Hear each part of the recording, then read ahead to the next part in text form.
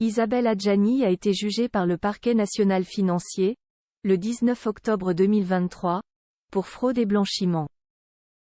La comédienne avait demandé un report d'audience. En vain. La suite après la publicité, le procès a dû se faire sans elle.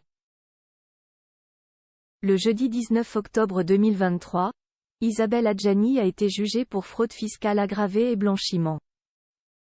Bien qu'elle clame son innocence, la comédienne est soupçonnée d'avoir dissimulé une donation de 2 millions d'euros sans prêt en 2013 et de s'être domiciliée au Portugal en 2016 et 2017 afin d'éviter de payer 236 000 euros d'impôts sur le revenu en France. Le parquet national financier a requis 18 mois de prison avec sursis et 250 000 euros d'amende, comme le rapporte le journal Le Parisien.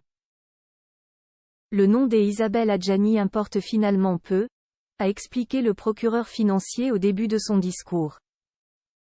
Sa célébrité n'a été ni une raison supplémentaire ni un obstacle aux poursuites. Avant d'être une personnalité publique, elle est une citoyenne soumise à des devoirs. Pendant des années, avec l'assistance de professionnels, elle a cherché à diminuer au maximum sa charge fiscale.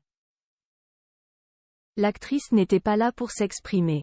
Dans l'après-midi du 19 octobre 2023, la défense des Isabelle Adjani avait demandé le renvoi du procès. La comédienne tenait à s'expliquer mais n'en a pas eu l'occasion. Isabelle Adjani n'a tout simplement pas pu quitter les États-Unis.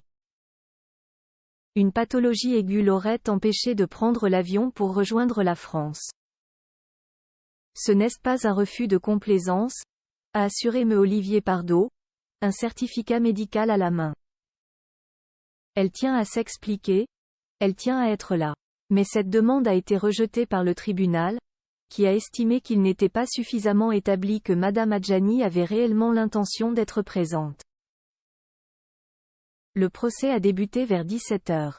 Lors d'une interview accordée à Paris Match, Isabelle Adjani avait évoqué cette affaire, assurant qu'elle ne menait pas un train de vie excentrique. Je vis dans un petit immeuble qui ne paye pas de mine, assurait-elle.